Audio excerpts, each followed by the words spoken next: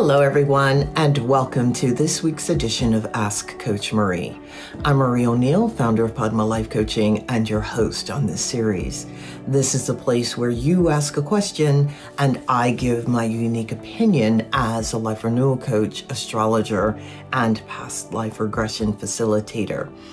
Please know that I'm not a therapist and I will never tell you what you must do. Each week on Fridays, a new video is released with me answering 2 questions from the viewers.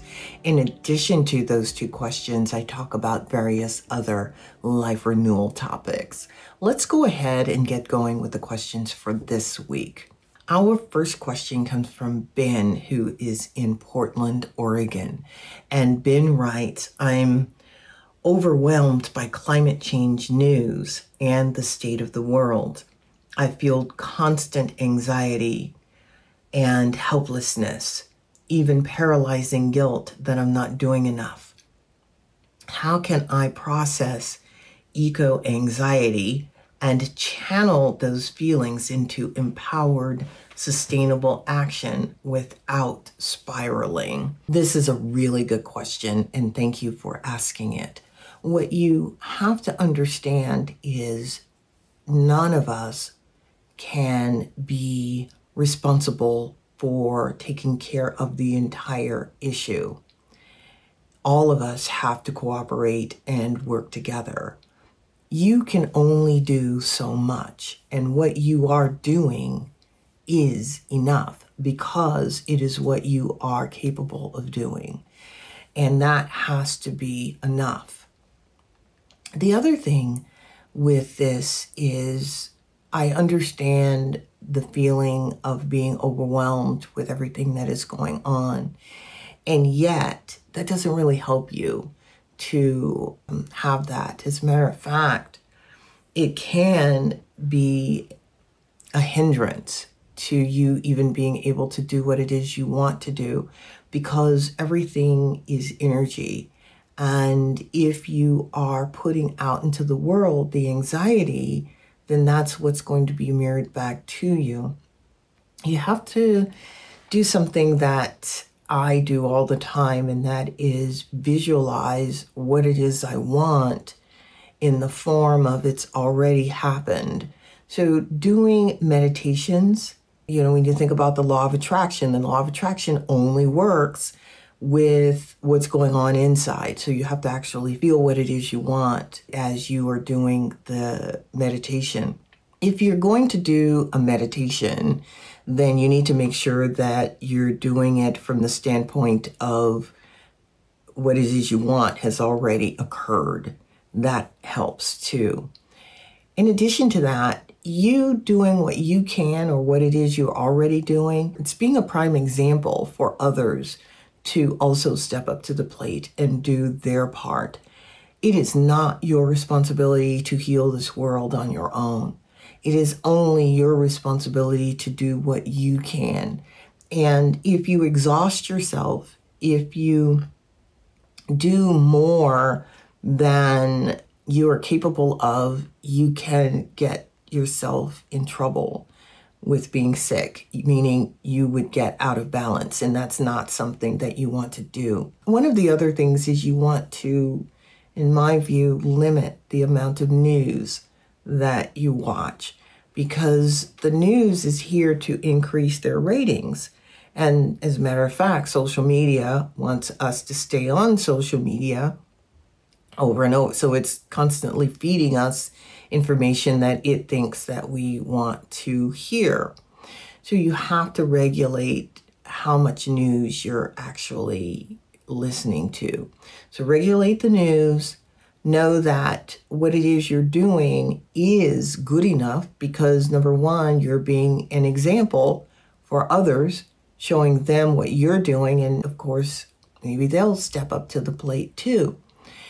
It's not your responsibility to take care of healing the world on your own.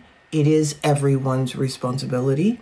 You can only do so much, and let that be enough.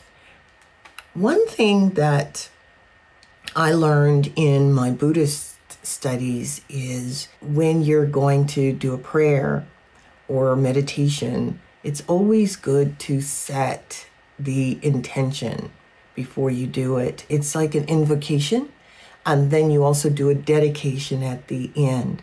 When you are doing a project to help clean up the world or clean up whatever it is you're working on, do an invocation before, and then at the end, dedicate it for the betterment of mankind, or may all people be happy.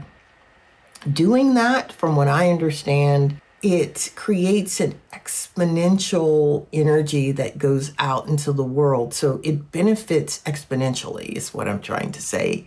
See if that also will help. I hope that does help. All right, let's move on to the life renewal topic for this week. Our life renewal topic is cultivating hope and resilience for our planet. This is, of course, a big one, and I'm only going to be able to scratch not even the complete surface on this one with this talk, but I'm going to hopefully give you some insight. With our planet, of course, we have to know what it is we want for the planet. And we need to also listen to the planet. I hope we know that we are a part of nature. We are not separate from it. We are the fourth kingdom in nature. There is the mineral kingdom, the plant kingdom, the animal kingdom, and then there's us. And there are other kingdoms that are above us. We are custodians for this planet, and therefore we're responsible for it. When we want our planet to shift, we have to shift.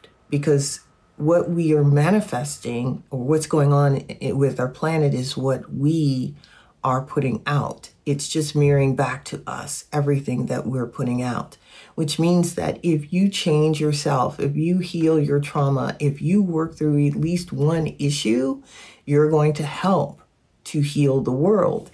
And this is because we're all connected. We're truly all one. Yes, we're incarnating as individuals, but we're really all one because we're part of one big consciousness. We need to know that. Even though we want to be around people who are like-minded, meaning people who think our way, and that's a good thing because it's to shore us up and helps us to feel confident. We still want to put out into the world what it is we want and converse with people who don't believe the way that you might believe.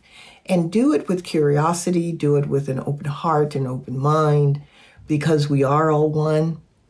We have to figure out how to resolve our differences, and we have to always have hope for our world. And you still have to take care of your physical, emotional, and mental body, because that's going out into the world too. It is an energy that is helping to manifest the world as we are creating it. So I could go on and on about this, and I won't at this time.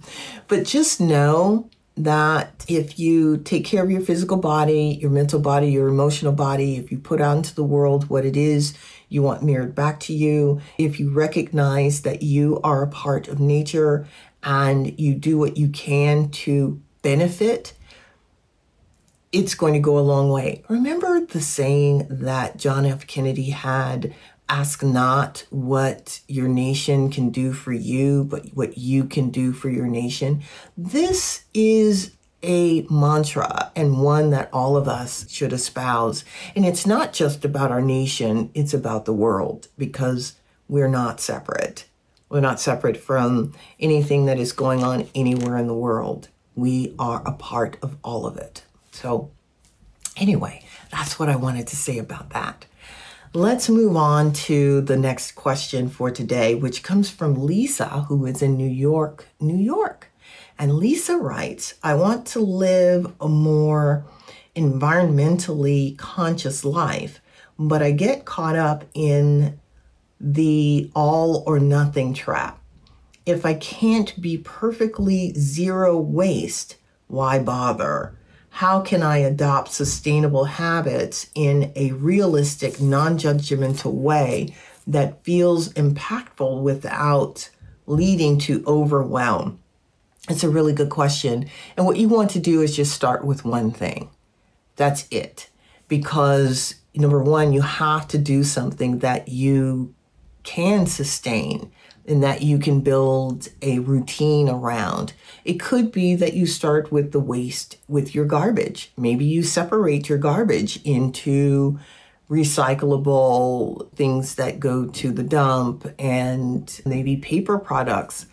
That's a good place to start. That's one thing that you can do. Maybe you start buying bottles versus cans.